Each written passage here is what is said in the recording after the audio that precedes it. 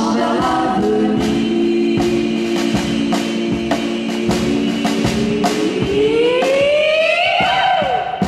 Organiser des actions au Québec, partout dans le monde, pour faire entendre leurs revendications au gouvernement. Vous l'avez fait vous aussi aujourd'hui.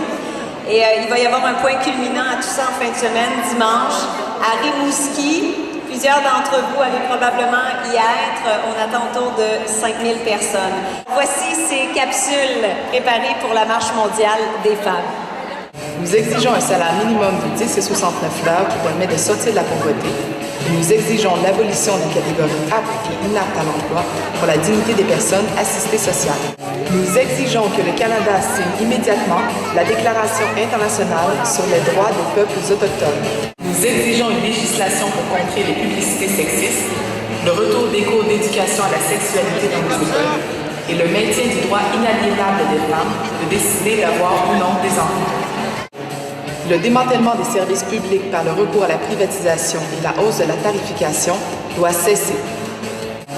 Nous exigeons que cesse le recrutement militaire dans les établissements scolaires et que le Canada retire immédiatement ses troupes de l'Afghanistan. Du 12 au 17 octobre, marchez avec nous.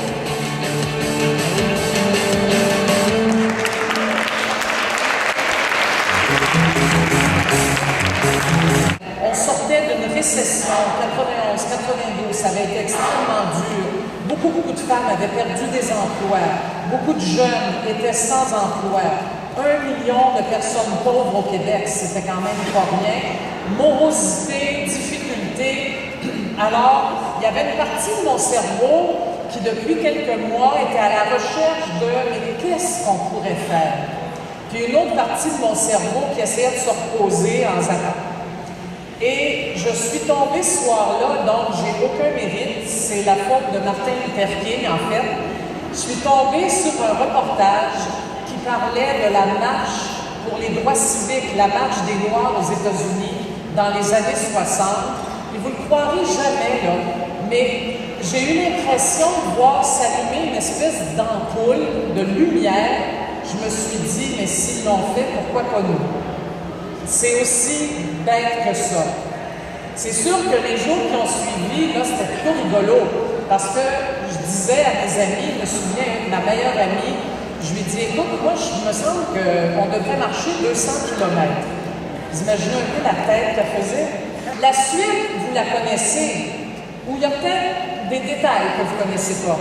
Après la marche de 95, genre 10 jours après, les factures ne sont pas toutes payées.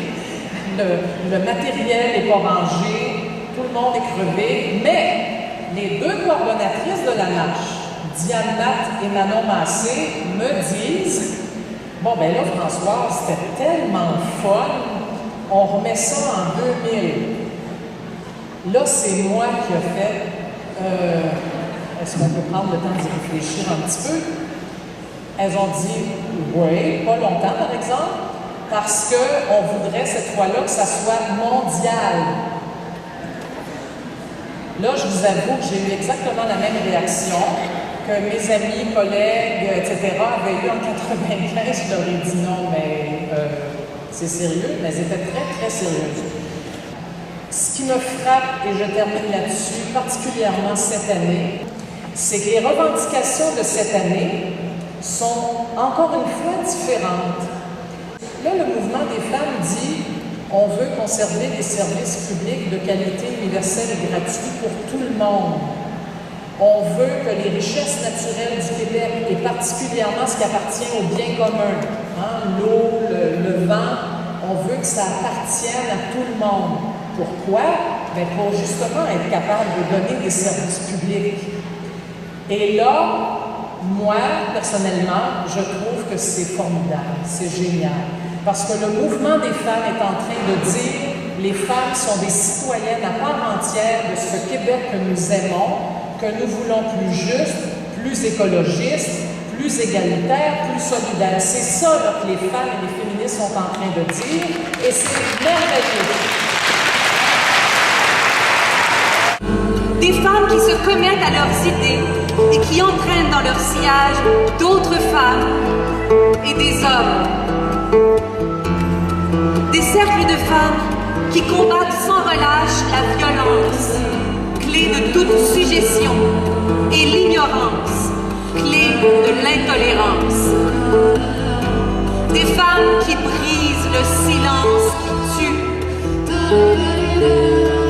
Des cercles de femmes qui n'oublieront pas, qui ne se tairont pas et ne baisseront pas les bras.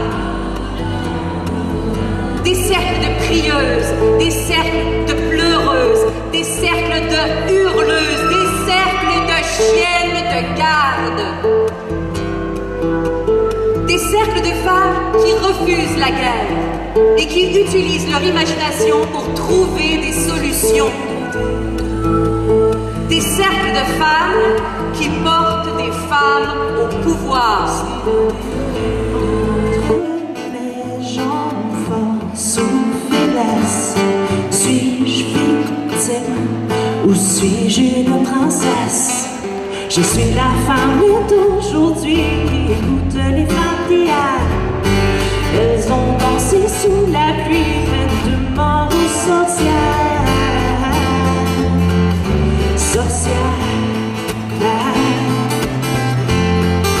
Je suis une femme et je ne me transformerai pas en marionnette maquillée ou en mannequin superficiel. Je ne serai pas petite ni soumise. Je serai guidée par ma spiritualité, par mon esprit viril, par mon instinct féminin. Je suis une femme et je parlerai au volume que je veux. J'écrirai, je chanterai, j'écrirai, je me démarquerai, je ferai remarquer. Je serai qui je suis, je serai la femme que je suis, parce que je suis une femme et que je témoigne de ma situation.